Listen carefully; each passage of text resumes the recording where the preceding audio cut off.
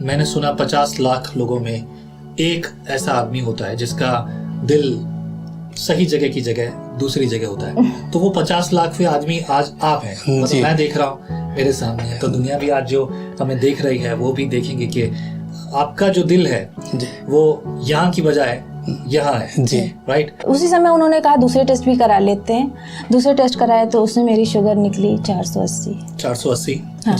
480 sugar? हाँ। Seriously? हाँ। Okay. और वो डॉक्टर कहने लगे तुम्हें बच्चा है, तुम्हें बच्चा कंटिन्यू रखना है तो तुम्हें शुगर इंसुलिन लेनी होगी। ओके, मतलब इंसुलिन तो उनको देते हैं जिनको शुगर होता है और रेगुलर मेंटेन करने के लिए। हाँ, मुझे शुगर नहीं थी, ये प्रेगनेंसी के दौरान निकली और इतना पेनफुल रही प्रेगनेंसी कि दिन में 3 टाइम मुझे इंसुलिन पेट में लेना पड़ता था। अभी भी आपको शुगर है? नहीं है, खत्म। Praise the Lord, hallelujah. आपने 40 दिन वेट करने के लिए कहा क्योंकि अक्सर जैसे आपने कहा कि आपने भी सुना था ऐसे समय में डॉक्टर ने भी बताया ही होगा जैसे कि आपने कहा, तो ये एक डिसीजन मेकिंग टाइम है कि आपको ये डिसीजन लेना है कि बच्चे को बचाना है, माँ को बचाना है। इसके चक्कर में दोनों में कोई भी नहीं बचेगा, ये जो होता है। Then what did you thought कि मैं 40 डेज वेट करूंगा?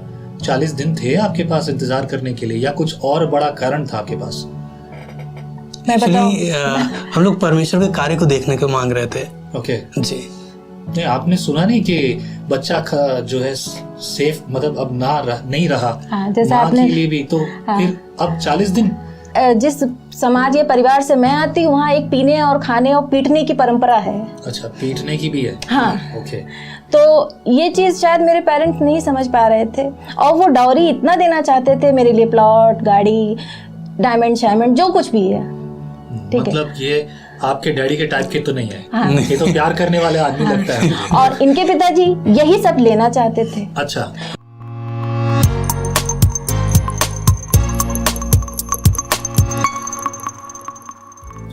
प्रेज़ द लॉर्ड, जब से की स्वागत है आपका एक और बार विजनरी रेडियो टीवी के इस खास प्रोग्राम जिसका नाम है let's talk today. Let's talk today में हमेशा गहरी और गहरी, परंतु वो जो प्रभु यहोवा ने खड़ी की है गवाही आपके सामने होती है।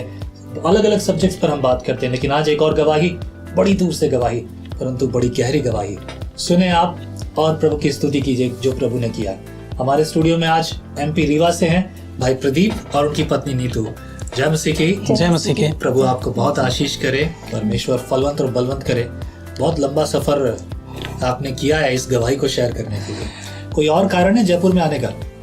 एक्चुअली घूमने आते हैं यहाँ पे क्योंकि भारत का एक बहुत प्रचलित घूमने का जगह है ये, तो क्या घूमने आए हैं या अपनी गवाही देने आए हैं? बेसिकली पास्टर साहब, जो परमेश्वर ने हमारे जीवन में काम किए हैं, हम वो काम बताने आए हैं कि कैसे अद्भुत कार्य किए हैं परमेश्वर ने, कि जिससे और लोगों का विश्वास बढ़े। राइट। बाकी घूमना फिरना तो बात की बात है, लेकिन सबसे पहले परमेश्वर का काम है। ये 6 महीने से आप प्लान कर रहे थे। ग्लोरी टू गॉड सब बातों के लिए। आपके 2 छोटे छोटे बच्चे हैं, बहुत सुंदर हैं। परमेश्वर उन्हें और अधिक बुद्धि, ज्ञान और प्रभु का वचन जैसे कहता है ना, यीशु जैसे फलवंत और बलवंत होता गया परमेश्वर और मनुष्य के अनुग्रह में, वैसे ही आपके बच्चे भी बढ़े। आमीन। एंड यू नो, गवाहियाँ हमारे बीच में है, लेकिन गवाहियों में सबसे ज्यादा जरूरी होती है बात मसीह पर विश्वास के साथ अडिग बने रहना। आज मैं पूछूंगा शुरुआत आपकी कैसे हुई? आप दोनों कब यीशु मसीह में आए?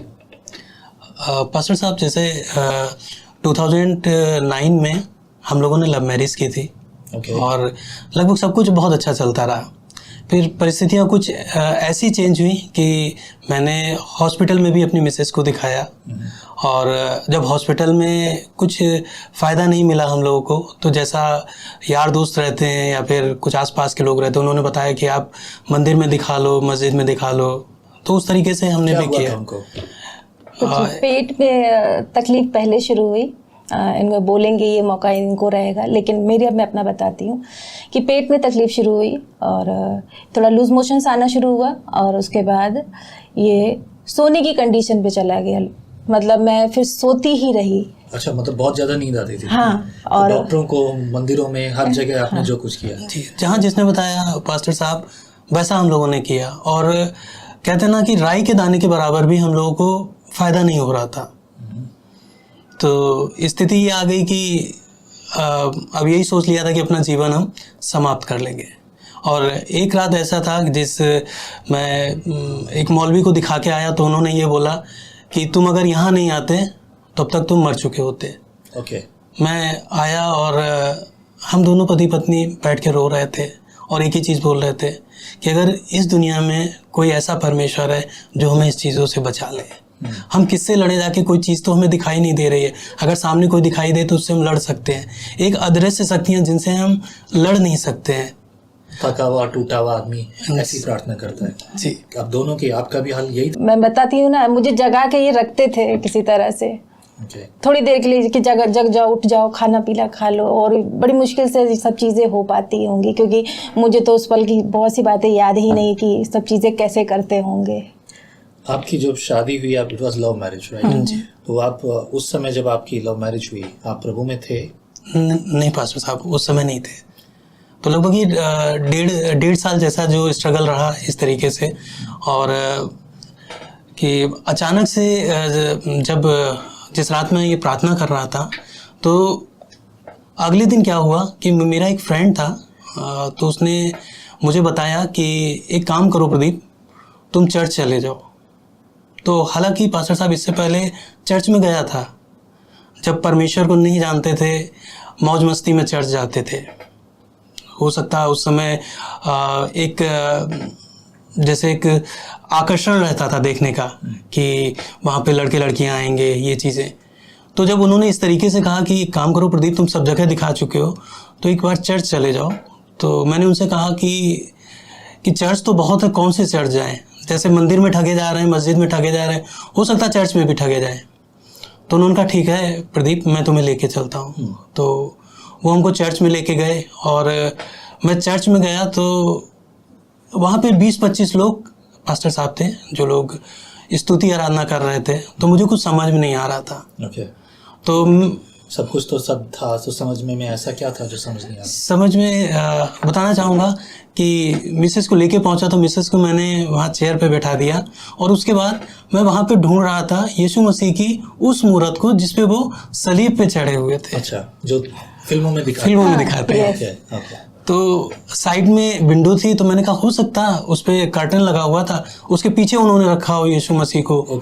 ये बहुत देर तक चलता रहा, जब तक क्या कहते हैं जो मीटिंग थी या जो संडे वर्शिप थी ख़त्म नहीं हो गई। तो मुझे कुछ नहीं दिखाई दिया ऐसा वहाँ पे। लेकिन जब सब ख़त्म हो गया वहाँ पे, तो वहाँ के जो पास्टर साहब थे, विश्वासी लोग थे, उन्होंने प्रार्थना करना शुरू किया मिसेस के लिए। तो इनके अंदर जो एविल स्पिरिट थी वो क्या कर रही थी, ये बहुत ज़्यादा चिल्ला रही थी। ओके। तो जब क्या कहते हैं इनको रिलीजिंग मिली, जब वो एक्सपीरियंस ये खुद शेयर करेंगे कैसा इनको महसूस हुआ। आपको क्या लगा जब जाके बोले कि मैं तो कुछ और सोचा था और यहाँ कुछ और है? नहीं, जैसा बताया ना हस्बैंड ने कि ये तो मुझे नहीं मालूम, ले जाके बैठा दिया, ठीक है, और मैं उसके बाद सो गई थी, मैं आपको बताऊं। और तब तक क्या हुआ उसका मुझे नहीं मालूम है, लेकिन हाँ इतना मैं ज़रूर बताऊंगी, जब प्रार्थना शुरू हुई तो मुझे लग रहा जैसे कुछ कान में जा रहा है। अब वो क्या था पता नहीं, वो लोग प्रार्थना कर रहे होंगे और थोड़ी जब वो प्रार्थना करते रहे होंगे और मैं नींद में ही थी, मैं आपको बताऊं। मुझे ऐसा लग रहा था कि मुझे उस पल में उससे पहले की कोई भी चीज़ या क्या भी वचन या आराधना या जो भी वहाँ हुई वो मुझे जानकारी में नहीं है उस समय की। लेकिन जब उन्होंने प्रार्थना शुरू की होगी तो मेरा मुंह खुला था खाली, मैं आपको बताऊं। और इतना जोर से आवाज़ निकल रही थी अंदर से कि जैसे कोई चीज़ फट फट कर बाहर आ रही हो। और फिर मैंने जब आँख खोली थोड़ी, मतलब मुझे लगा कि मुझे अब आराम लग रहा है, तो मैंने देखा कि सर्कल में मुझे घेर कर मेरे लिए लोग प्रार्थना कर रहे हैं। और करीबन प्रार्थना करीबन 15-20 मिनट जैसी हुई होगी, तो मुझे तो उसका टाइम नहीं बता सकती हूँ, लेकिन मुझे आराम मिला। आपका जो दोस्त आपको जोर जबरदस्ती ले गया था चर्च में? नहीं पास्टर साहब, नहीं कुछ लालच दिया हो? नहीं ऐसा कुछ नहीं। 2 बोरी चावल दिया हो? नहीं, ऐसा बोलते हैं लोग कि 2 बोरी चावल देते हैं इसीलिए जाते चर्च में। या आप चर्च में 2 बोरी चावल लेने गए थे या आप अपना भी दान दशमा लिए थे चर्च में? कुछ दिया आपने चर्च में? नहीं पास्टर साहब, कुछ नहीं दिया, ना उन्होंने कोई डिमांड किया ऐसा कुछ करने के लिए। बस उन्होंने यही कहा कि बेटा आए हो और बने रहो, परमेश्वर तुम्हें पूर्ण रूप से छुटकारा देगा। सब लालच दिया हो कि भाई आते रहो, नहीं तो तुम्हारी जिंदगी बर्बाद हो जाएगी, या तुम्हारा ऐसा कुछ डराया हो किसी तरह का, धमकाया? नहीं, हम आपको बताएं इतने अच्छे लोग थे कि ये हमारी मर्जी ही थी, हम आपको बताएं। क्योंकि मैं आपको अपना एक्सपीरियंस जरूर शेयर करूंगी। जब मुझे छुटकारा मिला, जब मुझे छुटकारा मिला और फिर उन्होंने मुझे एक नींबू पानी दिया और पीने के बाद कहा, नींबू पानी टोटका करने के लिए? नहीं, उन्होंने कहा कि तुम्हें थोड़ा ग्लूकोज की जरूरत है, तुम थोड़ा थक गए। अच्छा, हाँ, तो उन्होंने चीनी वीनी डालकर नींबू पानी बना के दिया और उसको पिया और कहा 15-20 मिनट बैठो बेटा। हाँ, और बैठे। उसके बाद मैं आधे घंटे बाद करबन जब मुझे रिलैक्सेशन लगा, मैं निकली। मैं आपको बताऊं, मैंने देखा, मुझे दिखाई दे रहा है कि मैंने देखा, मुझे दिखाई दे रहा है। मैंने सुना कि मुझे सुनाई दे रहा है अब। यानी मुझे 1 साल तक ना दिखाई दे रहा था, ना सुनाई सेंस दे रहा था, ना मेरे सेंस ऑर्गन, जैसे 5 सेंस ऑर्गन मेरे कंप्लीटली जैसे बिल्कुल काम नहीं करते थे। इस तरह का पोजीशन था कि मुझे देखते हुए भी मुझे लोग कायदे से दिख नहीं रहे। हिलते डुलती हुई पिक्चर दिखती थी लोगों की। सुनाई तो कोई बोल रहा है तो आवाज तो आ रही, लेकिन उसकी बात समझ में नहीं आ रही। कहीं गलती तो नहीं हुई आपसे? क्योंकि डॉक्टरों के पास जाना चाहिए था, लेकिन आप तो मंदिरों में इधर उधर घूम रहे थे। पर आप यहाँ चर्च में आ गए, कहीं चर्च में अचानक किसी ने कुछ दवाई खिला दी हो आपको? ऐसा कुछ तो नहीं? ऐसा कुछ भी नहीं, लेकिन वो एक्सपीरियंस मैं बताऊं, इतना ब्यूटीफुल एक्सपीरियंस, इतना ब्यूटीफुल कि मैं दीपू को ऐसे हिला हिला के कह रही हूँ, आप सुन रहे हैं, आप चिड़ियों की आवाज सुन रहे हैं? तो कह रहे हैं हाँ मैं सुन रहा हूँ। मैंने आपको वो पेड़ दिख रहा है, कितना अच्छा हरा हरा पेड़ दिख रहा है। और मैं फिर मुझे घर लेकर गए और जब इन्होंने मुझे खाना दिया ना, तो उस रोटी को जब मैंने खाया ना, तो मुझे लगा मैंने 1 साल बाद खाना खाया। और मैंने कहा आप कितनी अच्छी रोटी बनाते हैं। मैंने ऐसी रोटी कभी खाई नहीं, कभी नहीं खाई। तो वो एक्सपीरियंस जो परमेश्वर छुटकारा देता है।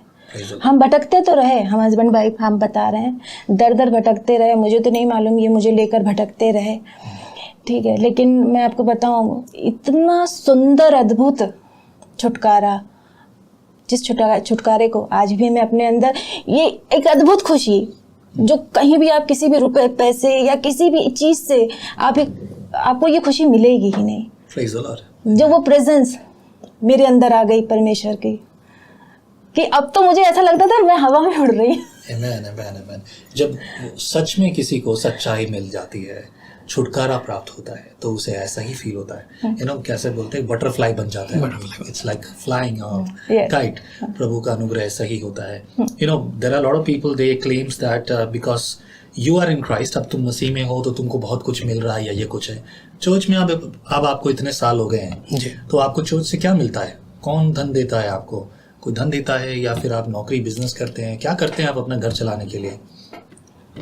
बस हम आपको यही बताएं, ये गलत धारणा है। ओके। हाँ, जो लोग कहते हैं ना, और खासकर हम हस्बैंड वाइफ को, कि हमारी तो लव मैरिज है, इनके तो आगे पीछे पेरेंट्स है ही नहीं ना, तो इन्हें तो बड़ा सपोर्ट मिला होगा। लेकिन हम आज भी बताएं, हमारी परमेश्वर ही जो हमारी दाल रोटी है, जो हमारी जरूरतें हैं, परमेश्वर पूरी कर रहा है। क्या करते हैं अब घर चलाने के लिए? हस्बैंड, मैं पास्टर साहब, प्राइवेट कंपनी है, उसमें जॉब करता हूँ। पेशे से मैं एनवायरमेंटल इंजीनियर हूँ। इंजीनियर है आप? जी। तो इंजीनियर को कोई कमी नहीं है मतलब? तो कमी इसलिए नहीं है कि आप इंजीनियर हैं, या फिर ये परमेश्वर का अनुग्रह है? ये परमेश्वर का अनुग्रह है। Let me ask you the direct question. You came together, आप दोनों की शादी हुई, राइट? आपने लव मैरिज की है, तो लव मैरिज भारतीय मूल के हिसाब से, सभी लोगों के हिसाब से, यानी कि चर्च के हिसाब से भी बलवा है, ये बहुत बुरी है, बलवा है। चर्च के हिसाब से भी अगर कोई लव मैरिज कर रहा है तो बलवा है। कुछ लोगों को लगता है कि लव हो गया है, चर्च में जब शादी हो जाएगी, विच इज एब्सोल्युटली रॉन्ग। मैं मेरे सामने लोगों को भगा देता हूँ, मैंने भगवा यहाँ से। तो अभी कहानी है कि मैं ये पूछना चाहता हूँ, are your family is happy with you? आपने जो लव मैरिज की है और एवरीथिंग इज राइट? नहीं, अभी जैसे 14 साल पहले भी अगेंस्ट थे, आज भी अगेंस्ट हैं। आज भी अगेंस्ट है जी। What is the reason? क्यों पसंद नहीं करते वो? क्यों अभी भी? क्योंकि कहते ना कि बेटा बेटी हैं, ठीक है, उनके बच्चे हैं, तो उनको, आपके बहुत सुंदर बच्चे हैं, तो क्या कारण है कि परिवार छोड़ दिया आपको? क्या मसीह में आने के कारण छोड़ दिया परिवार ने आपको, या फिर कुछ? पास्टर साहब, बताना चाहूँगा कि ना तो मेरे फैमिलीज का या इनके फैमिलीज का ऐसा था कि हम लोगों को अलग करें।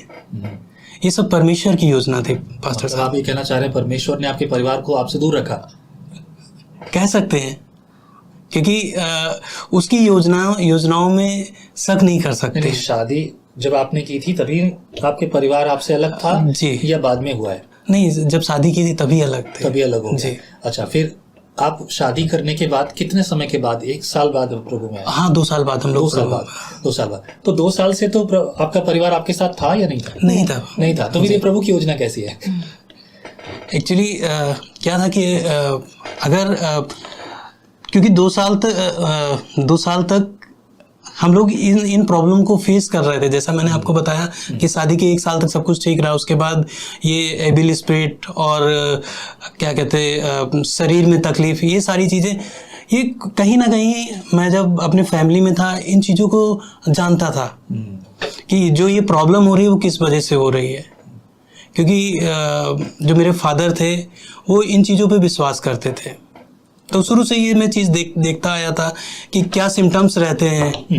कि जब मेरी मिसेस को ये प्रॉब्लम हुई थी तो जब ये सो के उठती थी तो इनकी आंखें थी वो बिल्कुल रेड हो जाती थी ब्रदर। Okay. और ये जो हाथ के रोए होते हैं वो बिल्कुल सीधे खड़े रहते थे। तो अब जब मुझे ये चीज़ मालूम चला कि ये चीज़ें पोजीशन वाली हैं तो मैंने अपने फैमिली वालों को ये चीज़ नहीं बताई, क्योंकि इनमें दुष्ट आत्मा है, ऐसा हाँ, कुछ। ओके। अगर उनको बताता तो वो भी मुझे यही डांटते कि अब तुमने अपने हिसाब से किया है तो अब तुम जानो ये चीज़ें। तो इसलिए उनसे मैंने फिर ना तो उनसे कहा और ना ही इनकी फैमिली के किसी मेंबर से ये चीज़ कही। Still your family is with you और दे अगेंस्ट विद यू? अगेंस्ट आपके विरोध में है जी। वो आपके साथ नहीं है। तो यू अलोन, सारा जो भी आपके स्ट्रगल्स थे आपने अकेले किया। कभी भी जब स्त्री पुरुष जब इनका विवाह होता है, मतलब दोनों सब एक साथ होते हैं, तो कम्युनिटी ब्लेस करती है, 2 परिवार और बहुत सारे रिश्तेदार आशीषित करते हैं, यू लिव टुगेदर। वो एक पब्लिक एग्रीमेंट है। ये बात, आज से आप लोग शादीशुदा हैं। शादी तो कई तरीके से हो सकती है, लेकिन वो एग्रीमेंट होता है और एग्रीमेंट में सपोर्ट होता है फैमिली का। तो फैमिली जो है उनको मदद करती है कि एक मुकम्मल परिवार बनने के लिए। क्या वो आपके साथ था? और you have enough money to take care of your both yourself? नहीं, इस विषय पे मैं आपको जरूर बताऊंगी। पैसा नहीं था, सपोर्ट नहीं था, कोई रिलेटिव नहीं था और अगेंस्ट थे, इसलिए आसपास के लोग भी अगेंस्ट थे, नेबर्स भी। जहाँ रहते वहाँ धीरे धीरे पता चल जाता कि कोई नहीं है इनका। तो आज तक इस बात को हम लोग फेस करते हैं, आपको बताएं। और जैसा मैं बताऊँ, हमारे पेरेंट्स बहुत अच्छे, पता है, उनकी सामाजिक स्थिति, आर्थिक स्थिति बहुत मजबूत है। इनके यहाँ सब लोग पढ़े लिखे, गवर्नमेंट जॉब में, मेरे यहाँ मेरे पापा भी। और मेन इशू रहता है पैसे का। बिल्कुल ठीक। लालच है, तो लालच जहाँ होगा वहाँ झगड़ा होगा। ठीक है। इनके पिताजी को डाउरी चाहिए, मेरे पिताजी को डाउरी देनी थी। ओके। और बहुत डाउरी देनी थी। ओके, ये उनकी प्रॉब्लम है। हाँ, ये उनकी प्रॉब्लम है कि वो बहुत डाउरी देना चाहते, लेकिन अपने पसंद के लड़के से। ओके। ठीक है, चाहे वो फिर कैसा भी हो, इट डजंट मैटर। अच्छा, लड़का कैसा भी हो। हाँ। ओके। ठीक है। तो अब जिस समाज या परिवार से मैं आती हूँ वहाँ एक पीने और खाने और पीटने की परंपरा है। अच्छा, पीटने की भी है। हाँ। ओके। तो ये चीज शायद मेरे पेरेंट्स नहीं समझ पा रहे थे और वो डाउरी इतना देना चाहते थे मेरे लिए, प्लॉट, गाड़ी, डायमंड शायमंड, जो कुछ भी है। मतलब ये आपके डैडी के टाइप के तो नहीं है। हाँ। ये तो प्यार करने वाले आदमी लगता है मुझे। और इनके पिताजी यही सब लेना चाहते थे। अच्छा। तो इसी वजह से ये एक्सेप्टेबल नहीं रहा। और अब क्या है, मतलब अब वो लड़का बेचना चाहते थे। हाँ। अच्छा। ओके। और मेरे पापा जी खरीदना चाहते थे। तो ना तो किसी को लड़की की परवाह है ना लड़के की परवाह। ओह, ऐसा है। मैं बड़े अगेंस्ट होकर पढ़ाई लिखाई को भी मैंने किया। मैं आपको बताऊं, घर में पढ़ाई लिखाई नहीं करनी है, मैं एमए बीएड हूँ। ओह, ग्रेट। हाँ, अगेंस्ट जाकर विरोध कर। आपको कोई पैसे से तो खरीद नहीं सकता। मतलब प्रभु में आने के लिए लोग बोलते हैं ना कि पैसा देके लोगों को बुलाते हैं, तो पैसे से तो कोई खरीद नहीं सकता। सब छोड़कर इंजीनियर है तो आपको भी कोई खरीद नहीं सकता। इंजीनियर की बड़ी अलग रकम होती है ना। That's what I'm asking you। तो सब छोड़कर आए और आज ये है कि आज सब जानते हैं कि हम मसीह हैं, जिसकी वजह से मसीह होने की वजह से आज ये पोजीशन। पहले उस समय तो ये रुपए पैसे का मामला था। ठीक है, रुपए पैसे का मामला था कि उनको परिवार में रुपए चाहिए, इनके परिवार को, और मेरे परिवार को बहुत खर्चा करके विवाह करना था। तो ये दोनों चीजें नहीं, दोनों पैसे का मामला था। आज ये है कि हम मसीह में हैं। ठीक है। जिसकी वजह से अब एक तरह से कले फुली बाइकआउट है। Fully boycott. वेल ये तो एक बड़े मुद्दे हैं। मैंने शुरू में कहा था कि बलवा मतलब it's not about the marriage only, there are many things. हम जब गलत चीजों का सामना करते हैं, गलत बातों का कुछ विरोध करते हैं, तो भी एक तरह का बलवा है उनके लिए, which is exactly not the right, मतलब not in the bad sector but it is right sector, क्योंकि ये आपके आत्मिक जीवन, आपकी भविष्य के लिए है। क्योंकि कभी कभी हमारे लिए तो अपने आप को लड़ना पड़ता है, अपने शरीर से भी लड़ना पड़ता है। पौलुस कहता है कि मैं अपनी देह को मारता कूटता हूँ। देह बोलती है सो जा, आराम कर, खा पी, अपनी मर्जी से जी, लेकिन आत्मा क्या कहती है, नहीं, उठकर काम कर। तो शरीर से बलवा करना है, पर ये बलवा हमेशा बुरा नहीं होता। जो भी बातें आपने बताई, आपके मसीह में आने का कारण आपकी पत्नी थी या कोई और भी गवाहियां ऐसी हैं जिनकी वजह से आपका विश्वास बढ़ा?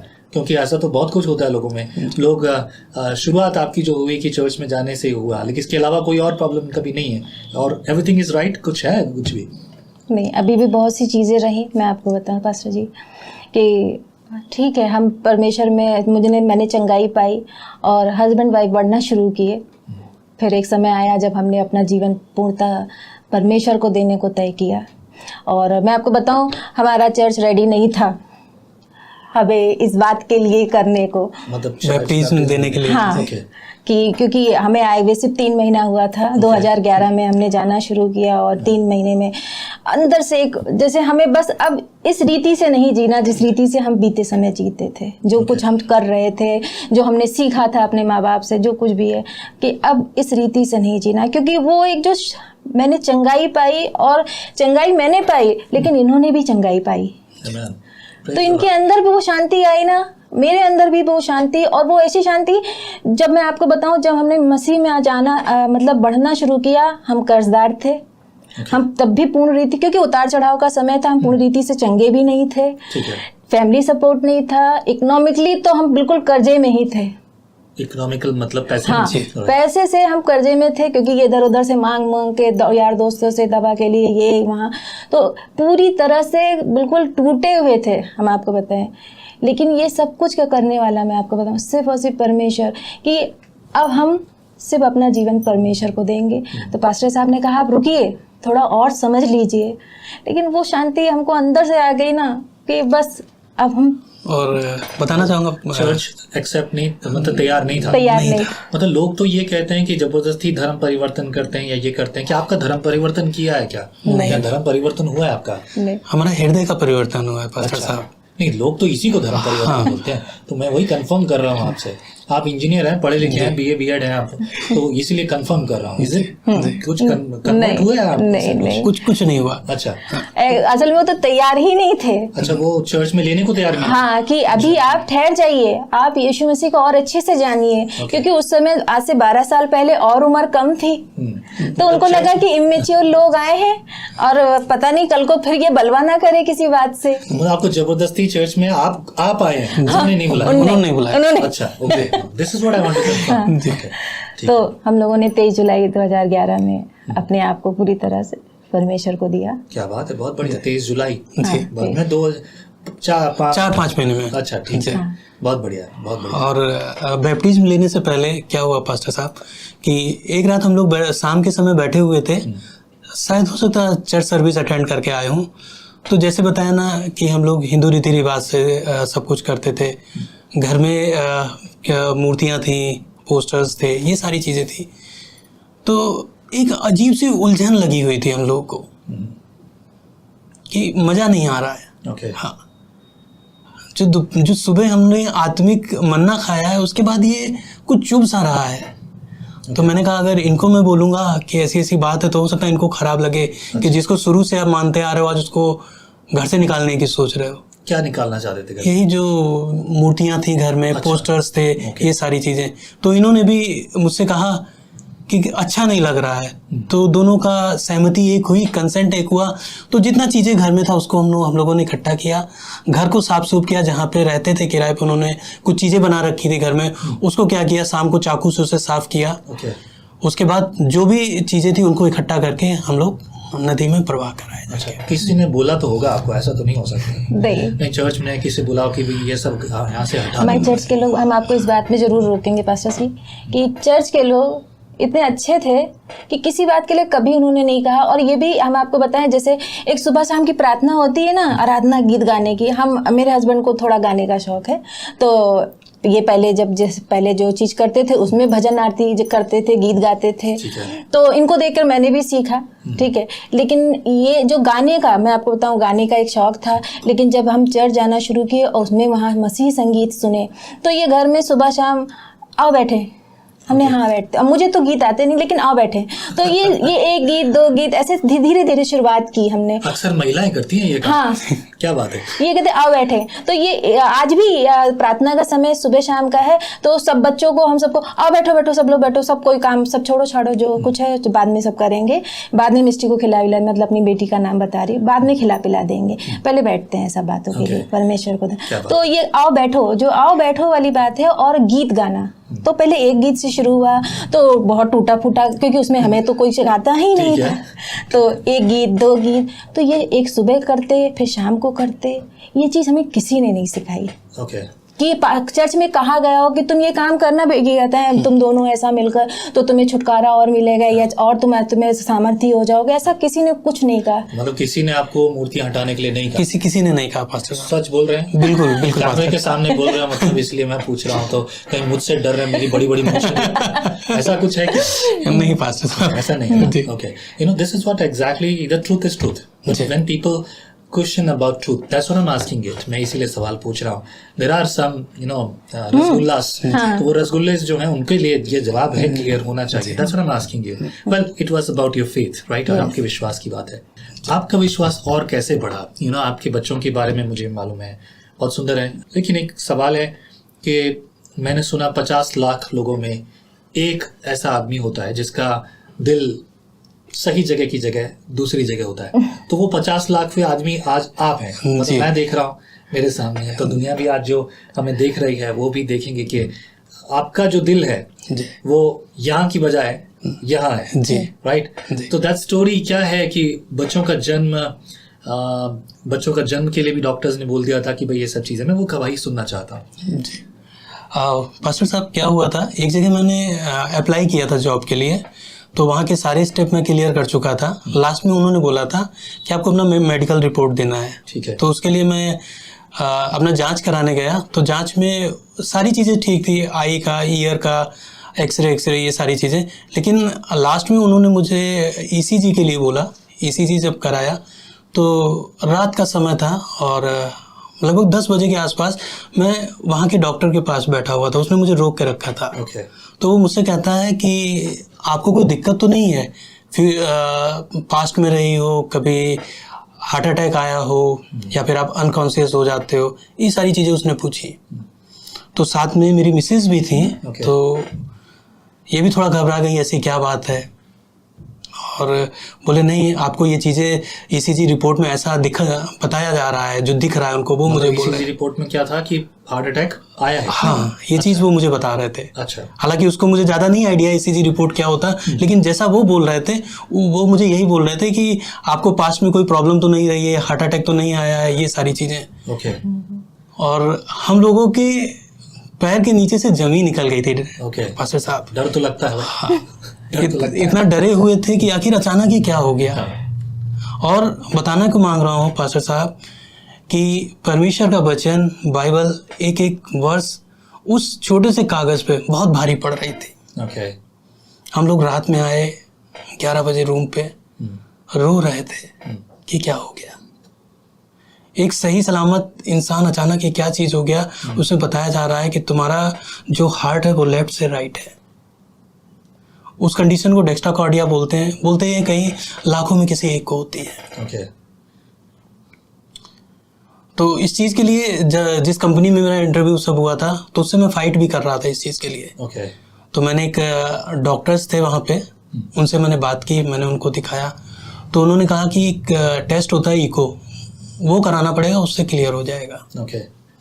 तो जब मैं उस टेस्ट के लिए जा रहा था, तो उस दिन इतना ध्यान है, सैटरडे था, नेक्स्ट डे संडे था, तो प्रार्थना कर रहे थे मैं और मिसेज कि परमेश्वर आप हमसे बातें करिए।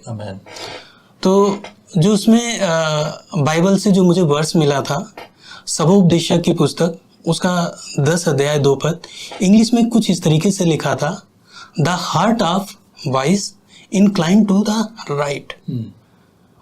तो जब इस वर्ष को मैंने पढ़ा तो एक हियाव अंदर से आया, लेकिन हियाव के साथ डर भी लग रहा था। ओके, ठीक बात है, समझ सकता हूँ डर को। जी, हम लोग चर्च में गए, चर्च में बिल्कुल मन नहीं लग रहा था,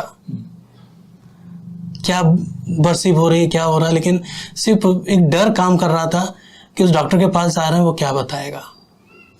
जब वहाँ पे गए, उन्होंने इको किया, और जब इको की रिपोर्ट आई तब वो बोलते हैं मेरी मिसेज से कि कोई दिक्कत नहीं है, बिल्कुल जो हार्ट है वो बिल्कुल परफेक्ट है। क्या बात है, क्या बात है। तब आपको कैसा लगा? नहीं, मैं आपको बताऊंगी इस बात को, इन्होंने तो बहुत हल्के से बता दिया। मैं डॉक्टर लिख रहा था अपनी रिपोर्ट्स को, तो मैं ऐसे थोड़ा ऊंचा ऊंचा, क्योंकि मैं साइड में खड़ी थी, तो मैं ऐसे ऐसे देख रही ऐसे, तो एक नज़र घुमा के उन्होंने मुझे ऐसे करके देखा, बोले क्या बात है बेटा? हमने कहा सर रिपोर्ट्स में क्या आया है? तो बोलते बिल्कुल ठीक है तुम्हारा हस्बैंड, वो तो हम लोगों से ज़्यादा फिट है, और जाओ तुम लोग खेलो कूदो। हाँ, उन्होंने ये लाइन कही ना, तो मुझे वही मलाकी की पुस्तक याद आई कि मलाकी की पुस्तक में भी परमेश्वर ने कहा है, जो तुम परमेश्वर का भय मानते हो तो धर्म का स्वरूप तुम पर उदय होगा, और तुम उसके किरणों से भला चंगे हो जाओगे, और पाले हुए बछड़े की नाई कूदो फांदोगे। तो वो देख खेलने कूदने वाली जो बात उन्होंने की ना, तो एकदम दिल में तसल्ली आ गई कि मैंने कहा अरे ये बात तो सिर्फ परमेश्वर ही कह सकता है अपने बच्चों से कि ठीक है जाओ खेलो कूदो। ये परमेश्वर यहाँ डॉक्टर को इस्तेमाल कर रहा है आपको। हाँ, जी, क्या बात है। चिंता के आंसू आनंद के आंसुओं में बदल गए। ऐसा ही हुआ? बिल्कुल बिल्कुल, मैं कुछ गलत कह रहा हूँ तो बोलिए। नहीं बिल्कुल 100% जी, आनंद के आंसुओं में बदल गए जी। तो आपको क्या लगा? बोले यार मैं तो बड़ा निराला आदमी हूँ, 50 लाख में एक आदमी हूँ कि बोले कि लेफ्ट की जगह राइट पहुंच गया। नहीं तो हम बताएं, जब ये बात मैंने भी सुनी तो क्या उम्र रही थी आपकी तब जब ये आपको पता चला? ये 34-35 के बीच के आसपास। 35 साल तक आपको पता ही नहीं मालूम चला? किसी को पता नहीं चला? किसी को नहीं मालूम, फैमिली को पता नहीं चला? फैमिली को भी नहीं। मतलब बचपन में भी तो डॉक्टर चेक करता है, वो किधर चेक कर रहा था फिर वो? ये तो डॉक्टर से ही पूछने वाली बात है, क्योंकि जब इन्होंने अचानक बताया ना, तो हम दूसरा बेबी सोच रहे थे, एक बेटी थी और दूसरा बेबी। तो मैंने कहा जब तक मैंने टेस्ट पॉजिटिव नहीं आया था सब कुछ, मैंने कहा अब नहीं प्लान करेंगे, आपकी कंडीशन ऐसी है। तो ये बोले कि नहीं तो ऐसा कुछ नहीं है। मैंने कहा नहीं करे, नहीं तो देखो परमेश्वर क्या चाहता है, पहले ये तो देखते हैं। हम तो इंसानी की रीति से बहुत डर रहे हैं, लेकिन परमेश्वर क्या चाहता है पहले हम परमेश्वर की अगुवाई में सब बातों को रख देते हैं, और परमेश्वर बात करेगा डॉक्टर से। तो बात की पर होता है, डॉक्टर ने वो वाणी जब दी ना खेलने कूदने वाली, तो मुझे बहुत तसल्ली हुई कि ये बात, जैसे बच्चे को हम कहते हैं ना माँ बाप होकर, जाओ खेलो कूदो, ये करने की जरूरत नहीं है, जाओ हम लोग कर लेंगे, ये बात सिर्फ परमेश्वर ही कहलवा सकता है। ग्रेट। जैसे एक चीज़ और है पास्टर साहब कि अगर जैसे आज जो क्या कहते हैं मेडिकल में देखें, जो भी बहुत अपग्रेड सिस्टम है, आप बारीक से बारीक चीज़ों को आप देख सकते हैं। पेट में पल रहे बच्चे के अंग को भी आप देख सकते हैं। बिल्कुल। और जिस ईयर का मेरा बर्थ है 1982-83 के आसपास, ठीक है, अगर ये टेक्नोलॉजी अगर उस समय होती और मेरे जो माँ बाप हैं अगर उस समय इस चीज़ को देखते, तो मुझे नहीं लगता कि वो आगे इसको कैरी करते। ठीक हो सकता है उसी समय मुझको अवॉइड कर देते। ठीक बात है। लेकिन परमेश्वर का वचन कहता है, यिर्मयाह की पुस्तक 1 अध्याय 5 पद, गर्भ में रचे जाने से पहले मैंने तुझ पे चित्त लगाया। क्या बात है। और भजन संहिता 139 में भी लिखा हुआ है 14वें पद में कि मैं अद्भुत रीति से बनाया गया। क्या बात है। मैं सब बातों में परमेश्वर की महिमा देता हूँ। जो चीज़ मेरे लिए गुप्त में थी उसको परमेश्वर ने। So when you know this, और वचन भी आपको याद आया, यू बी हैप्पी और पेनफुल हार्ट? अरे कि मेरा हार्ट ही इधर का उधर है। हैप्पी। अक्सर लोग पूछते हैं यार दोस्तों में, कहते हैं अरे तुम यहाँ पे क्यों रखते हो मोबाइल? मैंने कहा कोई दिक्कत नहीं है, मेरा इधर है। ब्यूटीफुल। लोगों को बहुत चिंता है, मैं बोलता हूँ यहाँ मत रखो, मैं खुद भी नहीं रखता कभी, but it's happened. But glory of God, right? परमेश्वर की महिमा, that's beautiful. And I got the news, है ना, मैंने सुना आपकी छोटी बेटी के बारे में। आपके 2 बहुत प्यारे बच्चे हैं, बहुत सुंदर हैं।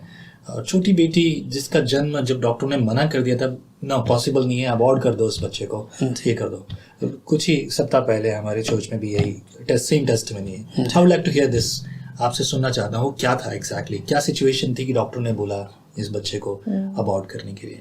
मैं अपने इसको बहुत शॉर्ट में बताना चाहूँगी। हम लोग प्लान कर रहे थे 2018 से अपनी दूसरी बेबी के लिए। और मैं आपको बताऊं, जैसे बाइबल में स्वर्गदूतों का बड़ा जिक्र है कि वो आपके संग हैं, और ये मैंने अपने आप में महसूस किया। 2018 से हम लोगों ने प्लानिंग की थी, और शुरुआती दौर में क्या हुआ कि मुझे फीवर आना शुरू हुआ। और शिवरिंग के संग फीवर आता था, तो ये करीबन 6 महीने जैसा चला। और अब मैंने देखा कि एक स्वर्गदूत है जो मेरे लिए लड़ता है इस दुष्ट से, और मैं चंगी हो जाती हूँ। और ये चंगाई 2-2.5 महीना ही बनी रहती है मेरे अंदर।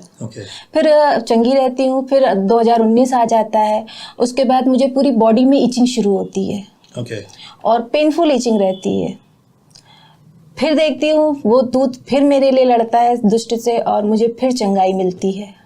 और 2020 आ जाता है, और इसके बाद मुझे 5 महीने फोड़े निकलते हैं पूरे शरीर पर, बॉडी के एक निचले हिस्से में। एक ही फोड़ा, और वो 2 ही दिन, मतलब आज होगा शाम तक इतना हॉरिबल हो जाता था, और दूसरे दिन वो फूट जाता था। लेकिन 2 दिन मुझे कंप्लीटली बेड पे रहना पड़ता था। वो 2 दिन ऐसा लगता था पूरा 1 महीने का उसने मुझे निचोड़ लिया है। तो 5 महीने तक ये तकलीफ हुई। वो स्वर्गदूत फिर लड़ा, और ये फाइनल लड़ाई थी। मैं आपको बताऊं, कंसीविंग से पहले फाइनल लड़ाई थी कि मैंने एक दर्शन स्वप्न देखा कि स्वप्न में, और ये सब चीज़ें मैं स्वप्न में ही जब देखती, जब मुझे ये स्वर्गदूत लड़ता और मैं दुष्ट को हराता, तो मैं चंगी हो जाती और 2.5-3 महीना चंगी रहती। और ये 18, 19, 20 तक चलता रहा। 21 तक आ गया खिंचकर, और 21 में लास्ट में अक्टूबर के महीने मैंने एक स्वप्न देखा कि मैं आकाश के बीचों बीच हूँ, और एक कांच का बड़ा सा बिल्डिंग नुमा आप कह सकते हैं, या गोल राउंड सा कह सकते हैं। वो 2 पार्ट में बटा है। उसमें एक पार्ट में कुछ लोग बैठे हैं, बुजुर्ग लोग चेयर लेकर, और उसमें बीच में कांच की दीवार है। और एक पार्ट में वो स्वर्गदूत है, मैं हूँ, और वो शैतान है। और वो लड़ता है, स्वर्गदूत और दुष्ट लड़ता है। और इतनी फाइट होती है कि स्वर्गदूत घायल हो जाता है। घायल होकर जमीन, मतलब वो बैठ जाता है घुटने पर, और उसके घुटने पैरों से मैं देख रही हूँ ब्लड बह रहा है। मैं रेंगती हुई, मैं भी, क्योंकि वो अगर आदमी जीवन में घायल हुआ है, तो मैं अपने आप को भी देख रही हूँ कि मैं भी घायल हो रही हूँ।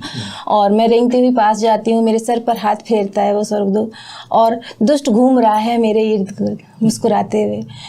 तो मैं आपको बताऊं, इसके बाद एक तुरही बजने का शब्द आया। क्या बात है? एक तुरही बज रही है जोरदार, और फिर कोई फाइट नहीं हुआ। वो दुष्ट वहां से कूद कर नीचे गिरा, और जो उस पार बैठे थे वो लोग क्लैप करते हैं और कहते हैं, नीतू, आज हमने जीवते परमेश्वर की आवाज को सुना तुम्हारी वजह से। कौन बैठे थे वहाँ?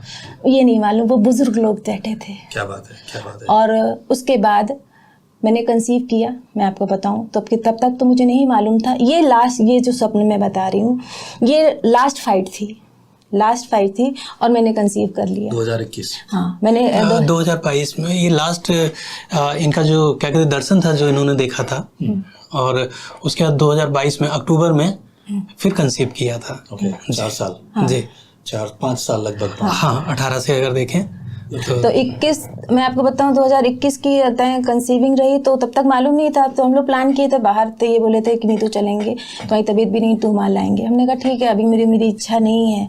कल नहीं चलते हैं। तो इच्छा सच में नहीं थी, क्यों नहीं पता नहीं। दुष्ट को तो मालूम था कि मैं कंसीव कर चुकी हूँ, लेकिन मुझे नहीं मालूम था। और तबीयत भी बहुत डामाडोल थी। लेकिन बाहर प्लान किए और घूमने फिरने के लिए गए। वापस आए दिसंबर में, तो टेस्ट कराया, टेस्ट पॉजिटिव रहा। हाँ, टेस्ट पॉजिटिव रहा। और उसके कुछ समय बाद, कुछ दिनों बाद, उसी समय उन्होंने कहा दूसरे टेस्ट भी करा लेते हैं। दूसरे टेस्ट कराए, तो उसमें मेरी शुगर निकली 480। 480? हाँ, 480 शुगर? हाँ, सीरियसली? हाँ। और वो डॉक्टर कहने लगे, तुम में बच्चा है? क्योंकि जब टेस्ट किया तो पहले टेस्ट में आया ही नहीं, निगेटिव लिखा। तो मैंने कहा, परमेश्वर, ऐसे कैसे हो गया? तो फिर कहते हैं, उसी स्ट्रिप को देखकर कहते हैं, ऐसे देखते, ए रुको, अरे है बच्चा है। फिर वो उस रिपोर्ट को काटते हुए, वो मैं रिपोर्ट लाना भूल गई। मैं वो उस रिपोर्ट को जरूर लाना चाहिए था, लेकिन मुझे ध्यान नहीं रहा। तो उसे काट कर कहते हैं, ये तो पॉजिटिव है। मतलब डॉक्टर कंफर्म नहीं हुआ, he was confused, right? Okay. तो इस तरह से, और फिर उन्होंने जब दूसरी जांच कराई तो उसमें शुगर इतनी लिखी, तो कहने लगे ये बच्चा कंटिन्यू नहीं रहेगा। कहने लगे, मैं आपको बताऊं, मेरे पिताजी को भी इतनी शुगर थी तो इससे कम थी, तो वो तो फेंट होते थे, तो कहने लगे तुम बच्चा कैसे कैरी कर रही हो। Okay, means doctor was amazed to talk about this. Okay, लेकिन कहने लगे ठीक है, क्योंकि उन्हें तो मालूम था आने वाले, क्योंकि वो इस इनिशियल स्टेज थी 2 महीने की, 1.5-2 महीने की, उन्हें मालूम था आने वाले समय में ये बच्चा मिसकैरेज हो जाएगा। ओके। डॉक्टर्स को 100% था कि ये बच्चा कंटिन्यूटी नहीं रहेगी इस प्रेगनेंसी में, क्योंकि शुगर मेरी, फास्टिंग शुगर ही मेरी जब बाद में इंसुलिन लेने के बाद ही भी 240 आती थी। मतलब आपको पहले से शुगर है? नहीं, मुझे शुगर नहीं थी। ये इंसुलिन क्यों लेते थे? मेरी शुगर इतनी हाई थी तो कि उन्होंने कहा कि अगर तुम्हें बच्चा कंटिन्यू रखना है तो तुम्हें शुगर इंसुलिन लेनी होगी। ओके, मतलब इंसुलिन तो उनको देते जिनको शुगर होता है और रेगुलर मेंटेन करने के लिए। हाँ, मुझे शुगर नहीं थी, ये प्रेगनेंसी के दौरान निकली, और इतना पेनफुल रही प्रेगनेंसी कि दिन में 3 टाइम मुझे इंसुलिन पेट में लेना पड़ता था। अभी भी आपको शुगर है? नहीं है, खत्म। Praise the Lord, hallelujah. ठीक है, और दिन में शुगर ही अपने घर में मुझे चेक करना पड़ता था 3 बार, तो ये सब बड़ा पेनफुल रहा। Right, understood. बहुत पेनफुल रहा। आपने कहा कि 2018 से लेके 2022 तक बिफोर प्रेगनेंसी आप लोग तैयारी कर रहे थे, एवरीवन प्लान्स लाइक दैट, पर उस प्लानिंग के दौरान ये आत्मिक युद्ध आपने देखा। और वो सारी जो घटनाएं, बीमारी, शरीर की कमजोरी, फोड़े होना, ये सब कुछ होना, ये सब चल रहा है। स्वर्गदूत आपस में लड़ाई कर रहे हैं। यू हैव सीन इट, आपने देखा है परमेश्वर ने, और वहां पर आपको विजय दिलाई है। Today morning I shared message with the people, I said no matter what whoever soever says anything about you, कोई भी आपके बारे में कुछ भी कहता है, doesn't matter, remember that परमेश्वर की सेना जीतेगी। एक बात जरूर शेयर करना चाहूंगी, इन 3.5 सालों के समय में मैं बहुत निर्बल हुई, लेकिन वचन के द्वारा हस्बैंड ने मुझे बहुत सपोर्ट दिया। करें नीतू, ये एक तरह का आत्मिक युद्ध है, इसमें तुम्हें बहुत धीरज रखना होगा, और भूल कर भी तुम डॉक्टर से मिल ली इस पिल में, यानी कंसीविंग से पहले, कहने के इस पीरियड में अगर तुमने मिल लिया तो तुम ये जानो कि वो दुष्ट क्या करा लेगा पता नहीं चलेगा। वो सारे टेस्ट करा लेगा, और उसमें कुछ ना कुछ वो आप कह लेंगे तुम्हारी चीरफाड़ ऐसे ही हो जानी है। और पेशेंसली इन्होंने कहा कि वेट करो, और मुझे अनबियरेबल तकलीफ रहती थी, लेकिन तो इन्होंने फुली वचन के द्वारा, वर्क के द्वारा, यानी घर में काम करने के भी द्वारा, यानी ऐसा मदद करने के द्वारा सब कुछ कर सपोर्ट किया। तो ये सब बातें मैं परमेश्वर को बहुत धन्यवाद देती हूँ कि जो हमारा समझने से कि ये हम कैसे चंगाई पाएंगे बिना दवा के। मैं ज़रूर लोगों को कहूँगी जो बहुत बेचैन होती हैं, लेडीज़ें, बहनें हमारी, कि दौड़ के जरा सा कुछ नहीं हो रहा है, दौड़ के डॉक्टर के पास चले गए, अपने आप को ये कहते हैं सरल भाषा में हलाल होने। हस्बैंड मेरे बोलते हैं, कहते नहीं तो अगर क्या बोलने के लिए डॉक्टर के पास हलाल होने, मतलब गला कटवाने। हाँ, अगर नहीं तो अगर सच में कहीं हलाल होना है ना तुम्हें, और मूर्खतापूर्ण हलाल होना है तो हलाल होना है, तो करने लगे बस एक काम ये करो, तुम उठ के डॉक्टर के पास चले जाओ। इंजीनियर्स का दिमाग बहुत तेज होता है। चले उठ के डॉक्टर के पास चले जाओ, देखो वो तुमको भला चंगा होते भी कुछ ना कुछ निकाल देगा, लेकिन अगर परमेश्वर की योजना नहीं है तो वो तुम्हारा इधर का उधर भी नहीं लिख पाएगा, वो रिपोर्ट में वही लिखेगा क्योंकि परमेश्वर उसका पेन पकड़ के लिखवाएगा। This much faith you have, right? Yes. तो ये 3.5 साल फेथ, वचन, और वचन के साथ घर में बड़ी बेटी को संभालना, स्कूल देखना, घर में काम करना, उन सब बातों को बहुत सपोर्ट मिला मुझे। तो परमेश्वर का धन्यवाद हो। और सब रिपोर्ट जब बताएं फाइनली ठीक आने लगी, शुगर भी थोड़ा सा कंट्रोल हो गया, और डाइट, बाप रे, मैं आपको बता नहीं सकती, मेरी डाइट कुल मिलाकर डॉक्टर ने मेरी रोटी बंद कर दी, चावल बंद कर दिया, क्योंकि मेरा को शुगर होती तो कोई बात नहीं, लेकिन सीधा असर बच्चे पर है। ठीक बात है। तो डॉक्टर बोले अब तुम्हें कम्प्लीटली, अगर तुम चाहती हो बच्चा, क्योंकि बच्चा कंटिन्यू बढ़ने लगा, 3 महीना, 4 महीना, 5 महीना कट गया, तो लगा कि हाँ भाई कर सकते, तो कल शुगर कंट्रोल करना पड़ेगा। ऐसे समय में तो नई नई चीजें खाने की इच्छाएं होती हैं, बहुत कुछ होता है लाखों ना। मैं बस एक बात शेयर करूंगी मेरे उस समय की, मेरी पोजीशन जैसे बंद कोई बक्सा, छोटा सा बक्सा, उसमें किसी को बंद कर दो और एक छोटी सी कहीं से होल हो, उससे रोशनी आ रही हो, बस मेरे लिए उतना ही था। What a great example of this. बस इतना ही था कि मैं छटपटाती थी लेकिन रिपोर्ट्स मेरी नॉर्मल आना शुरू हो गई। 5 महीने, 6ठा महीना, 7वें महीने में हम रूटीन चेकअप के लिए गए थे। हम हस्बैंड वाइफ बोले कि एक चीज़ और बताऊंगा पास्टर साहब, जैसे बोला इन्होंने सब कुछ नॉर्मल हो गया था, ठीक है। जब हम डॉक्टर के पास जाते हैं, ठीक है, और जब चीज़ें नॉर्मल हो जाती तो एक अपने अंदर एक ये कॉन्फिडेंस आता है कि देखो अभी चीज़ें नॉर्मल हो गई, तो हमारा हो सकता है उस समय हमारा प्रार्थना का लेवल भी थोड़ा नीचे डाउन हो जाता है कि अरे ये तो नॉर्मल हो गया, अब कोई बात नहीं है। ठीक है, ठीक है।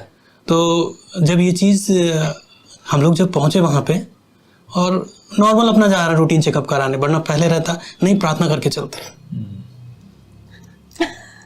ये बात ये बताएंगे। तो जब वहाँ पे पहुँचे हम लोग अपना नॉर्मल जैसे विजिट करने, चलो ठीक है अल्ट्रासाउंड करा लेते हैं, ये करा लेते हैं, वो करा लेते हैं। तो जब वहाँ पे पहुँचे तो उन्होंने, डॉक्टर ने बोला कि आप अल्ट्रासाउंड करा लीजिए जो रूटीन चेकअप है। तो हम लोग वहाँ पे गए, तो जो डॉक्टर उसको कर रहा था अल्ट्रासाउंड, उसने पहली बार किया तो बोले ठीक है। फिर हम लोग जैसे ही वहाँ से उठने बोले नहीं रुको आप थोड़ी देर, बोले फिर से कर लेते हैं। जब उसने दूसरी बार किया तो इन्होंने पूछा उससे क्या हुआ डॉक्टर साहब, बोले कुछ दिक्कत है बच्चे में। ओके। तो उसने तो कुछ नहीं बताया, उसने मुझे रिपोर्ट दे दी। रिपोर्ट्स है हालांकि मेरे पास। ओके। ये रिपोर्ट्स हैं जो मैंने 2 अल्ट्रासाउंड कराए थे। ओके। जी ब्रदर। जिसमें आप देख रहे हैं नीचे लिखा हुआ है एसाइड्स करके। Okay. This is crossed, yes जी। तो जब उनको दिखाया तो जो डॉक्टर थी उन्होंने मुझसे बोला कि एक काम करो, एक बार और अल्ट्रासाउंड करा लो। ओके। फिर मैं दूसरी जगह गया, दूसरी जगह पे अल्ट्रासाउंड कराया तो वहाँ पे भी यही चीज़ उन्होंने सेम लिखा हुआ है कि एसाइड के बारे में। Okay. Mild moderate ascites, fetal ascites. What is that meaning? उसका मतलब क्या है? इसका मीनिंग फास्टर साहब ये होता है कि बच्चे ने स्टूल पास कर दिया उसमें। ओके। मतलब बच्चे ने पेट में ही माँ के घर में पॉटी कर दी। जी। मैं सीधे शब्दों में इसलिए बोल रहा हूँ कि कुछ लोगों को शायद समझ ना आए। नहीं, ये हमें भी नहीं समझ में आ रहा था। Okay. ये सरल भाषा में डॉक्टर ने बाद में हमें बताया। अच्छा। ओके। तो जब शाम को जब फिर पहुंचे, ऐसे समय में तो महिला के लिए एक बहुत बड़ा जहर बन जाता है। लोग, महिलाएं मर जाती हैं। हाँ। नहीं पास्टर, ये चीज़ हम लोगों ने भी सुनी थी। ओके। क्योंकि फैमिली में कभी ना कभी तो बातें होती थी। तो एक आध ऐसा केस भी रहा जिसमें क्या हुआ कि जिसने कंसीव किया है उसकी डेथ हो गई थी। जच्चा बच्चा दोनों जी नहीं बचते ऐसे समय में। तो शाम को हम लोग डॉक्टर से मिले तो डॉक्टर तो उसके अंदर कह सकते हैं कि हार्ड नहीं होता है। उसने बोला, सीधे बोल दिया कि अब तो चीज़ें ख़राब हो गई हैं, बच्चा ख़राब हो गया तुम्हारा, अब इसको अबॉर्ट कर दो। ओके। और दिस वाज वेरी पेनलेस। मैं तो वहीं खड़े खड़े रोने लगी, गले इनके लग कर, कि मेरे सोचने समझने से परे था ये सब बातें, कि इतने दिन का 3.5 साल का पीरियड और उसके बाद 7वें महीने में कह दिया टर्मिनेट। तो ये शब्द मेरे लिए बहुत पेनफुल था, बहुत पेनफुल। फिर हम लोग वहाँ से वापस हुए, एक दूसरे से कुछ कह नहीं पा रहे थे। और वो डॉक्टर मुझसे उस समय बोली, हाँ तो आपने क्या डिसाइड किया कि इसे कब आप टर्मिनेट कर रहे हैं, कब इसे निकाल रहे हैं, अबॉर्ट कर रहे हैं? No compassion. बिल्कुल भी उन्हें इस चीज़ का नहीं था। तो हम लोग घर आए, मैंने कहा इस बच्चे को ना तो हम लेके आए हैं, ना ही डॉक्टर लेके आए हैं, इसको परमेश्वर ने दिया है। आमीन। अगर परमेश्वर इसे रखता है तो रखेगा, नहीं तो उसके पास रहेगा तो बहुत अच्छी बात है। ठीक है। लेकिन हम 40 दिन तक वेट करेंगे, फिर देखेंगे परमेश्वर का क्या अनुग्रह रहता है। तो लगभग उसके जब 40 दिन वेट क्यों? उस समय मेरी प्रेगनेंसी 7.5वें महीने की थी लगभग, और 9वां मतलब लगने में 40 दिन बाकी थे। ओके। 9 मंथ कंप्लीट होने में 40 दिन बाकी थे। तो ये मुझे घर पे ले आए और उन्होंने कहा, नीतू सब कुछ परमेश्वर के हाथ में सौंप दो, परमेश्वर की इच्छा में सब बातें भली हैं। मुझे कोई बात समझ में नहीं आ रही थी इनकी, मैं बताऊँ। कर लेंगे, अभी 40 दिन है और हम इसे टर्मिनेट नहीं करेंगे क्योंकि बच्चा हिल डुल रहा है और परमेश्वर ने इसे जीवन दिया है, परमेश्वर संभालेगा। क्योंकि उन्होंने सारे इसके दुष्परिणाम बता दिए थे हमें। क्योंकि यही बात मैं पूछना चाहता हूँ आपसे। जैसा भी आपने कहा, डॉक्टर ने कहा था आपको कि अबॉर्ट कीजिए जी, टर्मिनेट कीजिए जो कुछ था। मतलब इमीडिएट मतलब 2 रिपोर्ट उन्होंने कराई। उस दिन हम लोग पहुंच गए थे 11 बजे और शाम के 5 बजे तक ये सब 2 रिपोर्ट इकट्ठी हो तो गई। ये इमीडिएट करने का ये एक्शन था। इमीडिएट उन्होंने कहा अभी के अभी एडमिट हो जाए, लेना था, राइट। आपने 40 दिन वेट करने के लिए कहा, क्योंकि अक्सर जैसा आपने कहा कि आपने भी सुना था, ऐसे समय में डॉक्टर ने भी बताया ही होगा, जैसे कि आपने कहा। तो ये एक डिसीजन मेकिंग टाइम है कि आपको ये डिसीजन लेना है कि बच्चे को बचाना है, माँ को बचाना है। इसके चक्कर में दोनों में कोई भी नहीं बचेगा, ये भी होता है। Then what did you thought कि मैं 40 डेज वेट करूंगा? 40 दिन थे आपके पास इंतजार करने के लिए, या कुछ और बड़ा कारण था आपके पास? हम लोग परमेश्वर के कार्य को देखने को मांग रहे थे। ओके जी। नहीं, आपने सुना नहीं कि बच्चा जो है सेफ, मतलब अब नहीं रहा। जैसा माँ आपने के लिए भी, तो फिर अब 40 दिन। आपको बताऊं, एक बात जो आप कह रहे हैं ना कि ये बातें इतनी कठिनाई वाली हैं, लेकिन एक मसीह जीवन का एक आधार है। और हम हस्बैंड वाइफ जब निर्बल होते हैं तो एक दूसरे को जरूर कहते हैं कि अपनी समझ का सहारा नहीं लेना है Neetu. Praise the Lord. Very good. मैं ये भी जब कभी निर्बल होते हैं, क्योंकि वचन कहता है कोई एक गिरता है तो एक दूसरा उठाता है, दूसरा पहला गिरता है तो दूसरा उठाता है। तो ये मैं इन्हें कहती हूँ, नीतू दीपू अपनी समझ का सहारा नहीं लेना है। और ये भी कहते हैं, मैं अक्सर निर्बल हो जाती हूँ, तो ये कहते हैं कि अपनी समझ का सहारा मत लो नीतू। तो अपनी समझ का सहारा ना लेना, वरन संपूर्ण मन से यहोवा पे भरोसा रखना। तो ये बस वही था, तब वो तेरे लिए सीधा मार निकालेगा। ये यही था। और एक चीज़ और काम बताऊंगा ब्रदर, कि अगर हो सकता उस समय उन 40 डेज में अगर मैं किसी से सलाह मशवरा भी करता, चाहे दूसरा डॉक्टर होता या अपने यार दोस्तों से, ठीक है, तो वो मुझे यही बोलते कि तुम पागल हो। आत्मिक बातें आत्मिक लोग समझ सकते, दुनिया यही कहती, तुम पागल नहीं हो, तुम महापागल हो। बिल्कुल महामूर्खों की कैटेगरी में हमें गिनते हैं। पता है, हस्बैंड वाइफ को हम आसपास के लोग, सब लोग कि इतनी कम उम्र के हैं और ऐसे मैरिज की है और बस यीशु मसीह करते हैं। अगर हम बुरी रीति से जी रहे होते तब हम अक्लमंद थे, संसार की रीति से अक्लमंद थे। हाँ, तब अक्लमंद थे। सच है, ठीक है। Then by the grace of God, परमेश्वर ने आपकी प्रार्थना सुनी and at right time। और मैं आपको बताऊं, एक स्वप्न और जरूर बताऊंगी कि इस बच्चे को पाने से कुछ दिन पहले, 1 हफ्ता पहले, मतलब जो लास्ट हमको अल्ट्रासाउंड कराना था जब उससे 1 हफ्ता पहले, 40 दिन पूरे होने के लगभग थे, 1 हफ्ते पहले मुझे एक स्वप्न फिर से परमेश्वर ने दिया। और स्वप्न ये था कि 2 रो हैं, एक में लड़के हैं, एक में लड़कियां हैं, और वो लगभग 6 से 8 महीने तक के बच्चे होंगे, और वो हैंग किए हुए हैं, लटकाए हुए हैं। उनको ऐसे पकड़कर, कंधे से पकड़ के लटकाया गया है। और एक देखते हैं ब्लैक रंग के कपड़े पहने, मैजिशियन तरह का वो है। तो वो ऐसे बच्चे थे, मुझे पता चला जब अंदर में घुस गई, वो ऐसे बच्चे थे जो मरने वाले बच्चे थे। अच्छा। वो उनको मारने पर था मैजिशियन। लेकिन मैं आगे बढ़ती हूँ और मैं किस रो में जाती हूँ मुझे ये नहीं मालूम, लेकिन मैं एक रो में बढ़ जाती हूँ। और जब मैं एक रो में बढ़ती हूँ तो मैं अपनी बड़ी बेटी की हूबहू की एक शक्ल की एक बच्ची को, मेरी बड़ी बेटी और छोटी बेटी को की फोटोग्राफ देखिए, आप कह नहीं सकते कि ये अलग अलग है। सेम, बिल्कुल सेम। तो मैंने देखा, मैंने कहा ये तो मेरी बेटी है बड़ी वाली। मैंने उस बच्चे को उठाया और लेकर भागना शुरू किया, और उसने मुझे देखा, उस मैजिशियन ने, और मुझे पीछे से भाला मारा, फेंका। लेकिन मेरे हस्बैंड वहां देख रही हूँ कि वो आ गए और उस भाले को ऐसे करके पकड़ लेते हैं। क्या बात है, वाह, बड़ा शक्तिमान आदमी है। ऐसे पकड़ते हैं। तो मैं घबरा, जब मैंने कहा दीप आपको लगी तो नहीं? करे नहीं, कुछ नहीं हुआ, पर चलो यहाँ से निकलते हैं, बस होना तेरे पीछे। हाँ, बस इतना कहना था। और मेरी आँख खुलती है और मैंने कहा दीपू ऐसा ऐसा मैंने देखा है। तो लगे नहीं, तो परमेश्वर ने तुम्हें वो बच्चा दिया है। और उसके बाद का ये बताएंगे। तो फिर उसके बाद एक स्वप्न और इन्होंने देखा था। उसमें क्या था कि इन्होंने देखा है कि ये लेटी हुई है और बगल में एक छोटी सी बेटी है, वो खेल रही है और बारिश हो रही है। हाँ, मैंने इनको बताया, मैं खुद भूल गई।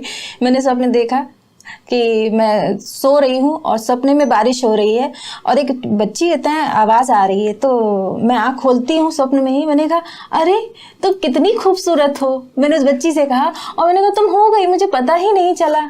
और मैं इतना बोली उसे और बोलकर फिर मैं फिर सो गई, लेकिन एकदम से मुझे लगा नहीं मुझे उठ जाना चाहिए। मैं उठ गई और मैं उठ के बाहर निकलती हूँ तो मैं देखती हूँ मेरे हस्बैंड चबूतरे पे बैठे हुए हैं और बारिश हो रही है।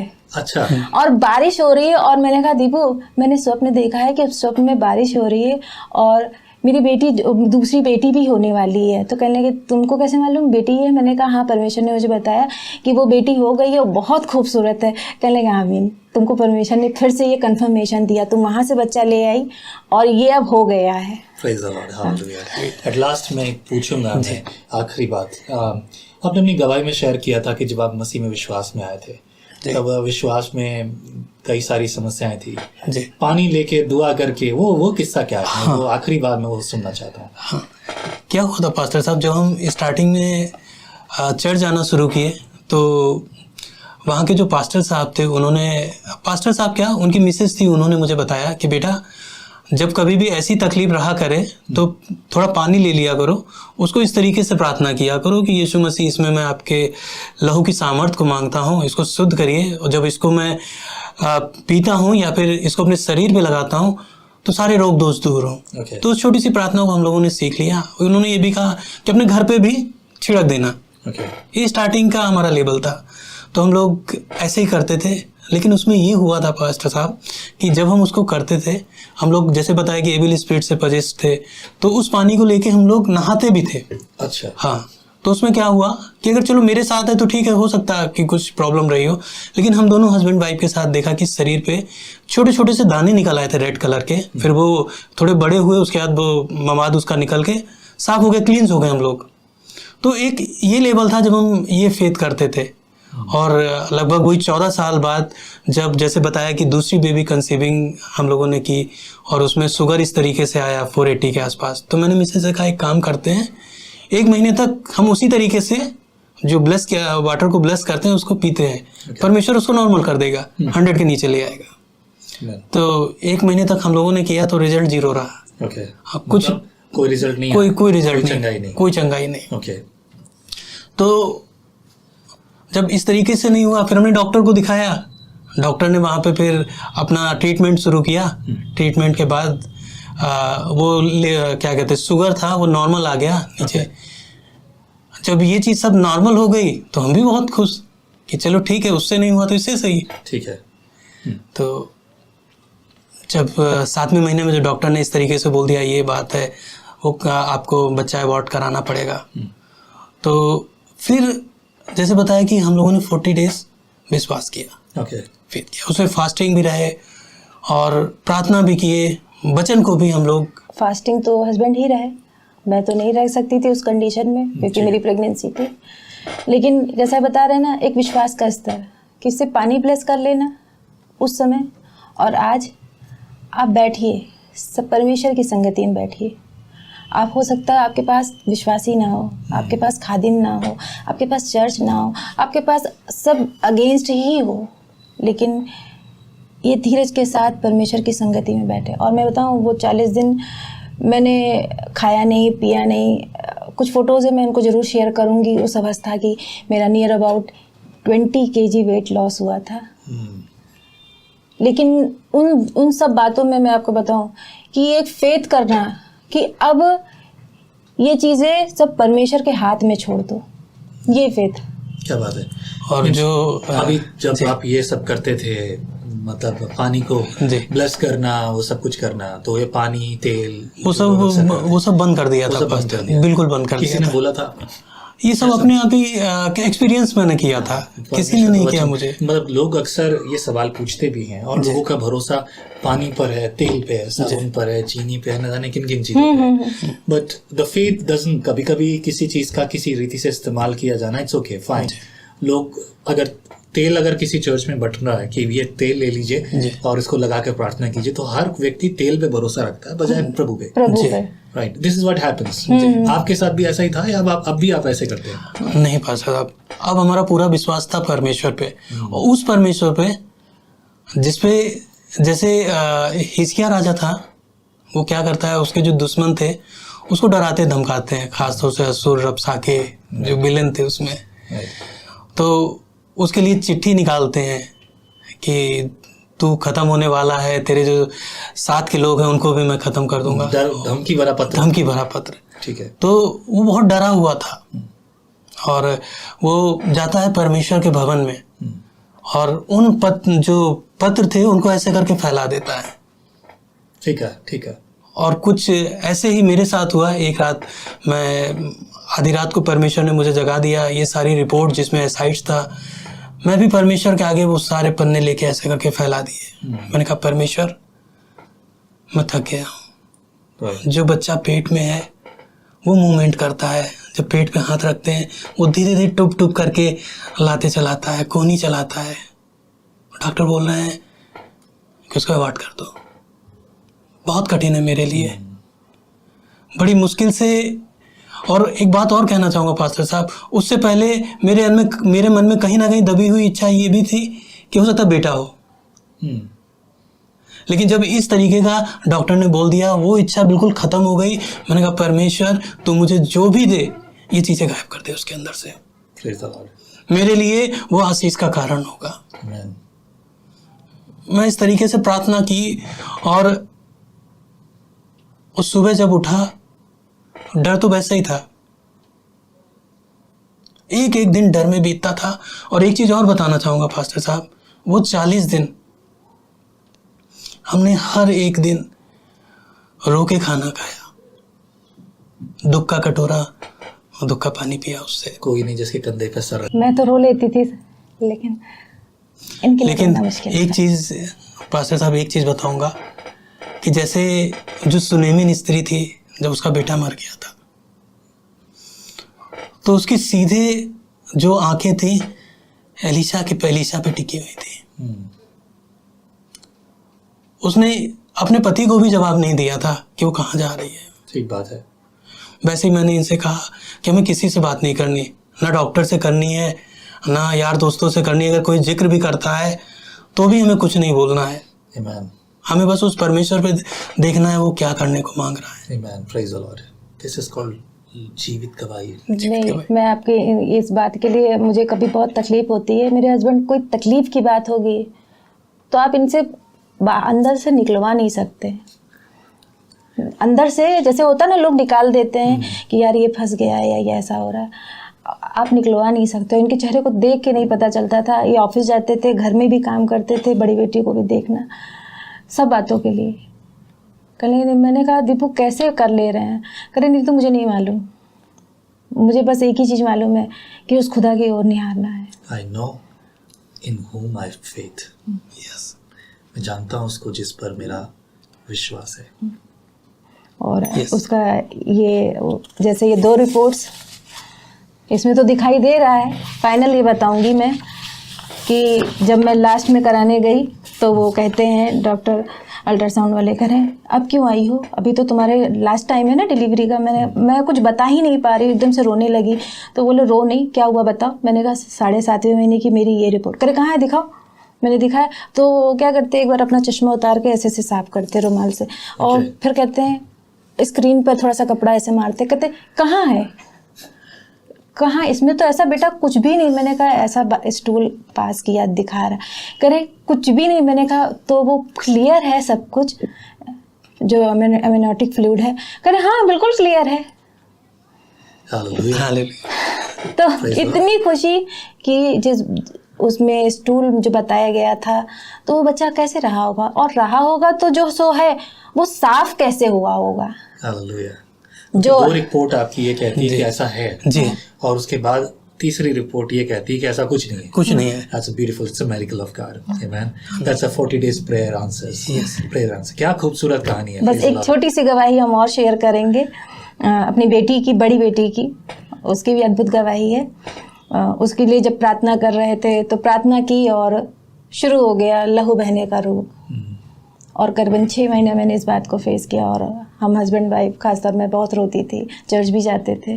और मैंने कहा अब कौन से पाप हो गया हमसे, हम तो अच्छी रीति से चल रहे हैं। 11, 12, 13 हो गया, मतलब 11वें में हम 2011 में परमेश्वर में आए, 12वें में 12 हो गया, 13 हो गया, हम अच्छी रीति से चल रहे थे, क्या हो गया? करे नहीं तो कुछ नहीं हुआ है, सब्र करो। और एक फिर दास आए और उन्होंने प्रार्थना की, और वो इस बात को नहीं जानते थे कि मैं इस रोग से ग्रसित हूँ। लेकिन मैं आपको बताऊं, मुझे जब प्रार्थना हुई, ये जानने वाला परमेश्वर है। बिल्कुल ठीक कहा।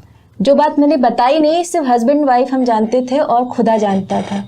उस बात की चंगाई खुदा ने मुझे दी और मुझे बड़ी बेटी से आशीषित किया। तो ये भी मेरे लिए मैं कह सकती हूँ कि खुदा ने मुझे 2 अनमोल मोती दिए। जी। Word of God says that धर्मी पर विपत्तियां तो बहुत सी पड़ती हैं, परंतु यहोवा उसकी हड्डी हड्डी की रक्षा करता है। आपकी गवाही में कुछ खास बातें हैं, ये मैं उनके लिए बताऊंगा जो इस समय सुन रहे हैं। They have to know this thing, they have to believe on it. These whole testimony, अभी जो भी गवाहियाँ, जो भी अनुभव आपने सुने हैं, we have evidence here, right? सारी बातें हैं। ये अनपढ़ लोग नहीं हैं, पढ़े लिखे हैं, समझदार हैं, अपनी ज़िंदगी जीते हैं और दुनिया चला रहे हैं ये अपनी खुद की। 6 महीने लहू बहने का रोग, 3.5 साल तकलीफें, शैतान के युद्ध। हाँ जी। ठीक है, वो बच्चा जिसके लिए 7.5 महीने तक इंतजार किया, डॉक्टर कह रहे हैं कि इससे तो आप भी मरे और बच्चा भी मरा, जच्चा बच्चा दोनों मरने की नौबत आ गई है, right? Even there is no one in family care करने के लिए। मैं हमेशा कहता हूँ there should be family behind, आपके साथ होना चाहिए ताकि आप किसी समय जब आपको ज़रूरत हो तो आप किसी के कंधे पे सर रख कर रो सको, एक दूसरे की सहायता मांग सको, कोई आपके लिए खड़ा हो सके। ठीक है, मैं ये सब बातें कहता हूँ क्योंकि मैं भी गुजरा हूँ इन सब चीज़ों से, राइट? मैं ये हमेशा कहता हूँ, पर ऐसा कोई भी आपके साथ नहीं था। You are alone fighting in the name of the Lord and you win it. इतने लंबे समय तक प्रार्थना को उत्तर नहीं भी मिला जी, लेकिन फिर भी हियाव रखा आपने, हियाव रखा। लोग छोड़ देते हैं अपना हियाव, वो टूट जाते हैं, बिखर जाते हैं और कहते हैं कि आज से प्रभु तेरा मेरा रिश्ता अलग। आपके जीवन में ऐसी बात नहीं आई? नहीं। क्यों नहीं आई? मैं आपको बताऊं, आपको भी तो निराशाएं हुई हो। हाँ, निराशा बहुत हुई जब डॉक्टर ने कहा कि इस बच्चे को ऑपरेट करके डॉक्टर ने ऐसे ही फेंक दिया। कहने लगे ये फिर भी सरवाइव नहीं करेगी क्योंकि सांस नहीं ले पा रही है। बेटी के जन्म होने के बाद? हाँ, उन्होंने सिर्फ ऑपरेट करके फेंक दिया। और मैं कुछ फोटोज आपको पर्सनली शेयर करेंगे। बेटी का जन्म हुआ उसे? हाँ, बस ऐसे ही छोड़ दिया। हाँ, ऐसे ही छोड़ दिया। वो रो रही है और जैसे ही मैंने उसके रोने की आवाज़ सुनी और मैंने कहा परमेश्वर तेरी स्तुति हो, परमेश्वर तेरी स्तुति हो। और उन्होंने मुझे तो बाद में दूसरे रूम में शिफ्ट किया और इन लोगों ने देखा मेरी इस सारे स्ट्रगल में अगर कोई सबसे ज़्यादा जूझा है तो मेरी बड़ी बेटी, जो अभी सिर्फ 9 साल की। बहुत प्यारी है। सच में कोई अगर सच में जूझा है तो बड़ी बेटी। और उन्होंने तो कहा कि नहीं हो पाएगा। मैं तो दूसरे जिस हॉस्पिटल में थी वहाँ तो मेरा सिर्फ ऑपरेशन हुआ, दूसरी जगह पर बच्चे को शिफ्ट कर दिया गया, दूसरी जगह पर। और जब बच्चे को शिफ्ट किया गया तो 2 दिन बाद मुझे भी शिफ्ट कर दिया गया। बच्चा 2 दिन वहाँ रोता ही रहा, बड़ी बेटी, छोटी बेटी वहाँ रोती ही रही, सोई नहीं। लेकिन 2 दिन बाद मैं गई तो मेरे हस्बैंड बोले नीतू उसको देख के डरना नहीं, क्योंकि उसके नाक में, मुंह में, सब जगह पे वायर्स और नाक में, मुंह में सब जगह पर एसेसरीज लगा रखी थी पूरी तरह से कंप्लीटली। उसे आप उसको ऐसे देख नहीं सकते थे। लेकिन कह रही नहीं तो उसको देख के रोना नहीं। और सच में मैं गई और मैंने उसको देखा और मैं रोई नहीं। मुझे इतना ताकत अंदर से आ गई, इतनी ताकत। बस इन्होंने कहा फीड कराना उसे, बस तुम दुआ भी मत करना, बस फीड कराना। और मैंने उसे फीड कराया और बच्चा सो गया। शाम को फिर गए तो कहने लगे, नर्स बोली 2 दिन के बाद आपका बच्चा सोया है। और मैंने जाते ही एक ही सवाल डॉक्टर से पूछा, डॉक्टर कब डिस्चार्ज कर रहे हैं? कह रहे हैं हम अभी बता नहीं सकते, करीबन 1.5-2 महीना लगेगा। ये सबसे इम्पोर्टेंट बात, समय कैसे घटता है, जब आप परमेश्वर को सौंप देते हैं। और मैं तो निर्बल थी, लेकिन मेरे हस्बैंड यही कहते थे, नीतू ये बोल तो रहा है 1.5-2 महीना, लेकिन तुम बात करना, तुम बात करने में अच्छी हो, मैं बात नहीं कर पाता। कहेंगे इस मामले में तुम बात करना। मैंने एक ही सवाल पूछा कि 1.5-2 महीना। मैंने कहा ठीक है, हम तो कहने लगे 1.5-2 महीना। फिर अगले दिन फिर मेरी सैटरडे को एडमिट किया था बच्ची को, और मैं पहुंच गई मंडे को, और मंडे से ही उसने सोना शुरू किया। ट्यूसडे को फिर मैंने पूछा, डॉक्टर साहब ये कब डिस्चार्ज करेंगे? कह रहे अभी 20 से 25 दिन लगेंगे, 1.5 से 2 महीना, 20 से 25 दिन। फिर मैंने थर्सडे को पूछा तो कहते हैं 10 से 15 दिन। और जो मशीनें लगी थी वो फ्लक्चुएट कर रही थी, कभी कुछ बता रही थी, कुछ। हमने कहा परमेश्वर आपने हमें बनाया, इस बच्चे को बनाया, ये मशीन मानव ने बनाई, अब इसका कब्जा आप ले लीजिए। क्या बात है। तो ये भी कहते परमेश्वर इसका कब्जा आप लीजिए, क्योंकि इनकी एंट्री नहीं थी, लेडीज़ें वहाँ मतलब जा सकती, जेंट्स नहीं जा सकते। करें नहीं तो बस वहाँ जाके बस इतना कहना, कब्जा पिता आप ले लीजिए। और उसके बाद आपको इन्होंने कहा? हाँ। ओके।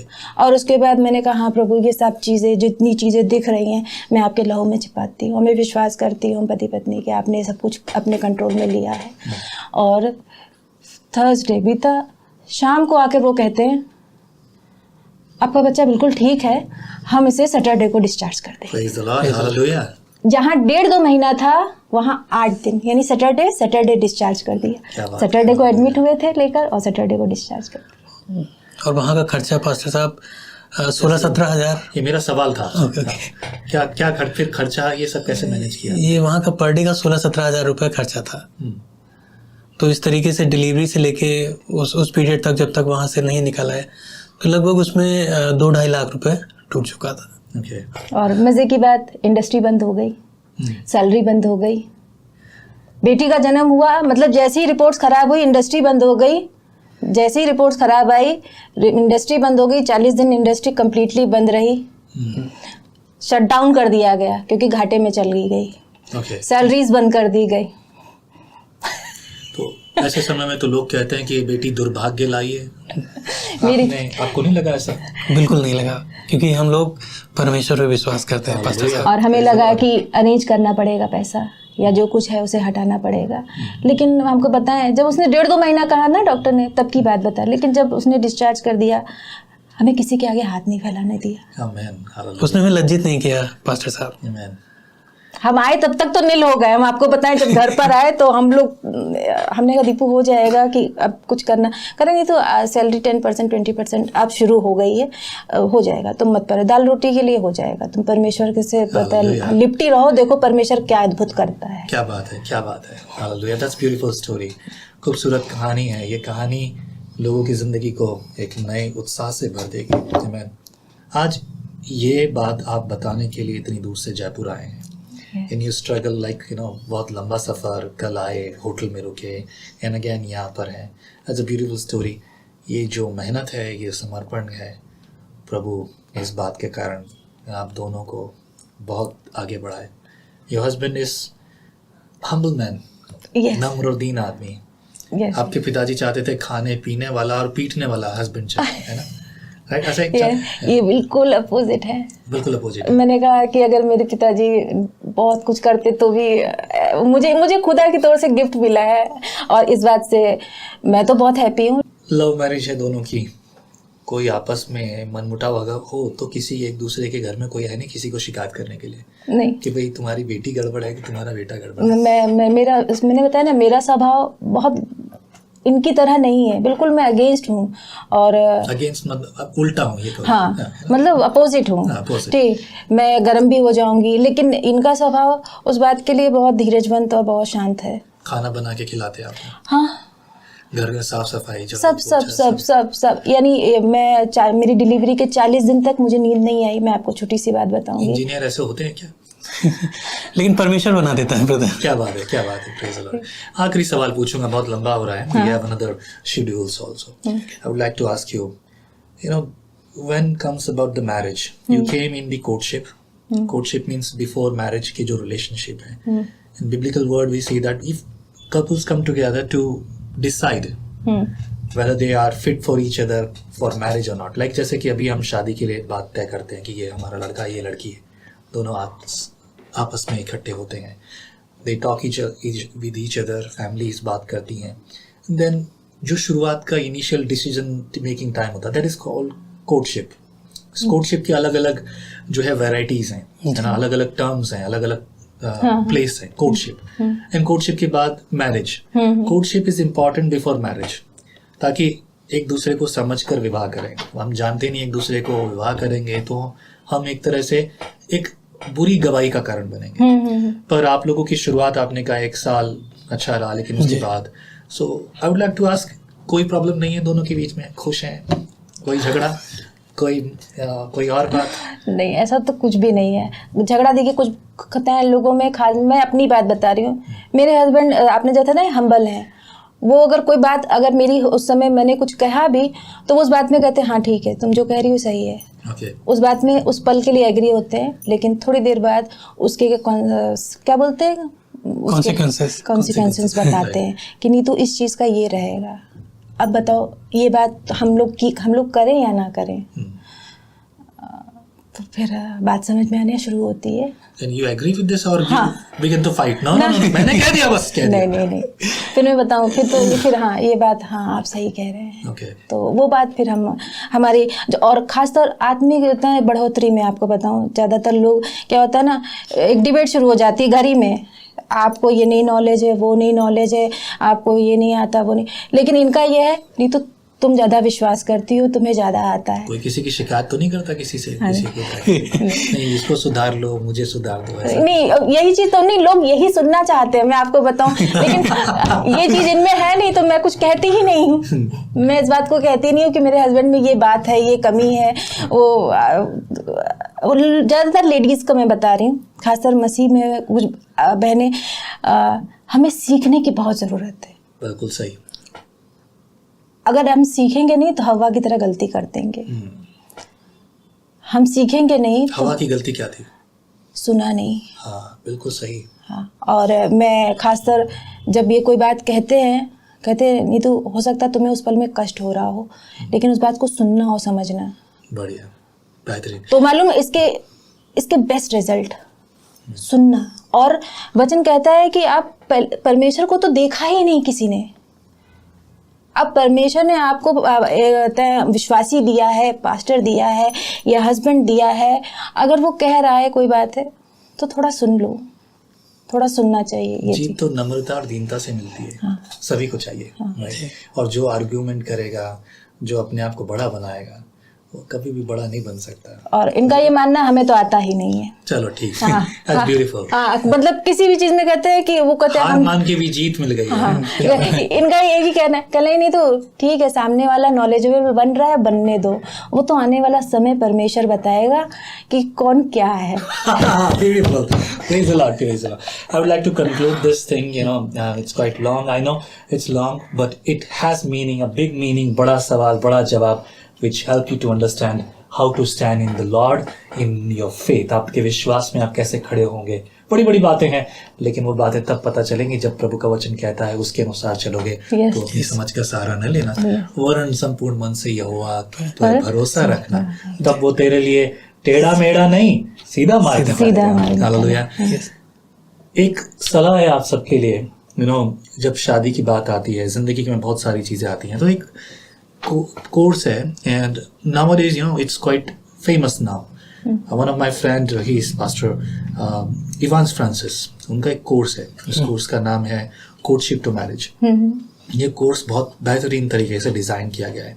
ऑल बाइबल बेस है कि बाइबल के अनुसार उसके करीब 16-17 एपिसोड्स हैं, और इनमें कुछ भाग मैंने भी मदद की जहाँ जो भी पॉसिबल था. तो इस कोर्स को मैं बहुत अच्छे से मैंने पर्सनली देखा है, which helps people to understand, especially जिनकी शादी होने वाली है या जिनकी शादी है, जिनके आपसी संबंध बिगड़े हैं हस्बैंड वाइफ के, वो वाकई में चाहते हैं कि रिश्ते सुधार लें. तो इस कोर्स को अगर वो ऑनलाइन परचेज कर सकते हैं, वो सुन सकते हैं, वो थोड़ा सा समय निकालें, आई बिलीव शायद 14-15 घंटे का समय रहेगा, इट्स अ टाइम. तो वो सुनकर सीख सकते हैं, जैसा कि अभी आपने कहा, और सीखेंगे तो उनकी जिंदगी में एक नए उत्साह के साथ नई शुरुआत होगी. मैंने फैमिली काउंसलिंग शोज लिए हैं, प्रोग्राम्स लिए हैं, और मैं जब फैमिली को सिखाने लगा, दैट वाज फर्स्ट टाइम मैंने जब ये कोर्स प्लान कर रहा था, जब मैं सिखा रहा था, तो वहाँ पर एक फैमिली थी, उसने कहा कि शादी के हमारे ऑलमोस्ट 37 साल हो गए हैं, लेकिन शादी के 37 साल के बाद आज प्यार हो गया हमें दोबारा। दैट वाज देयर टेस्टिमनी, उस प्रोग्राम में उन्होंने कहा। ऐसी बहुत सी बातें। वेल, बहुत बहुत शुक्रिया आने के लिए। आप सबको भी प्रभु बहुत आशीष करे। यदि आपके मन में बोझ है कि आप अपनी टेस्टिमनी, अपनी गवाही शेयर करने के लिए आना चाहते हैं, यू आर वेलकम, स्वागत है आपका। कोई फीस नहीं लगती है, 100% फ्री है। मैंने आपसे भी कोई फीस नहीं ली है ना, राइट? It's 100% free. आप अपनी गवाही शेयर करने आ सकते हैं। नीचे लिखे नंबर पर फ़ोन ना करें, व्हाट्सएप मैसेज करें। आपकी प्रेयर रिक्वेस्ट हो सकती है, सवाल हो सकते हैं, आप आना चाहते हैं, अपॉइंटमेंट आप बुक करा सकते हैं। And you can come to Jaipur, you can share your testimony. आने वाले दिनों में, आगे कुछ महीनों के बाद शायद ही आपके शहर में भी हम अपना स्टेशन शुरू करें। प्रभु आपको बहुत आशीष करे। यदि आपके मन में बोझ है इस सेवकाई के लिए, तो इस सेवकाई में आप अपना हाथ बढ़ाकर दान, दशमांश और ऑफरिंग इन्हीं नंबर्स पर आप भेज सकते हैं। और जो कोर्टशिप टू मैरिज है, उस कोर्स का लिंक मैं नीचे डिस्क्रिप्शन में डाल दूंगा, कोर्टशिप टू मैरिज। आप वहाँ से उस कोर्स को परचेज कर सकते हैं, खुद के लिए, चर्च के लिए, अपने पड़ोसी के लिए, अपने सगे संबंधियों के लिए, ताकि सीखें वचन के अनुसार और आगे बढ़ें। आमीन। बहुत बहुत शुक्रिया। प्रभु आपको बहुत आशीष करे, आपके बच्चों को फलवंत और बलवंत करे, आगे बढ़ें प्रभु की स्तुति महिमा में। जैसे मुस्कुरा रहे हैं, हमेशा मुस्कुराते रहें। आमीन। आमीन। आप ज्योति हैं जगत की, दूसरों के जीवन में भी चमकिए। आमीन। जय मसीह की। जय मसीह की। जय मसीह की। जय मसीह। Praise the Lord. नमस्कार, मैं हूं आरजे गौरव और आपको प्रेरित करना चाहूंगा, प्लीज डाउनलोड कीजिए विजनरी रेडियो का नया एप्लीकेशन, जिसमें आप बहुत सारे प्रोग्राम सुन सकते हैं 24 घंटे और 7 दिन आप रेडियो को सुन सकते हैं, लाइव प्रोग्राम सुन सकते हैं। साथ ही साथ में एक इंटरेस्टिंग चीज है, वो है हिंदी बाइबल के 2-2 अध्याय आपको दिन में 3 बार सुनने को मिलेंगे, और वो भी ऐसा ऑडियोबल बाइबल जिसे सुनकर आपको सच में बाइबल बहुत आज से समझ में आने वाली है। साथ में खूबसूरत गीत सुनेंगे और लाइव प्रोग्राम्स आप सुन सकते हैं। मैं आपके साथ रेडियो पर Monday to Friday morning 9 to 10 आपके साथ आरजे गौरव यानी मैं रहता हूँ। साथ ही साथ में इवनिंग शो में भी आपके साथ रहते हैं, और भी बहुत सारे प्रोग्राम्स जैसे testimonies, Bible sermon, Bible stories, और भी बहुत अलग अलग तरीके के प्रोग्राम्स आपको रेडियो पर सुनने को मिलेंगे। तो प्लीज डाउनलोड कीजिए विजनरी रेडियो।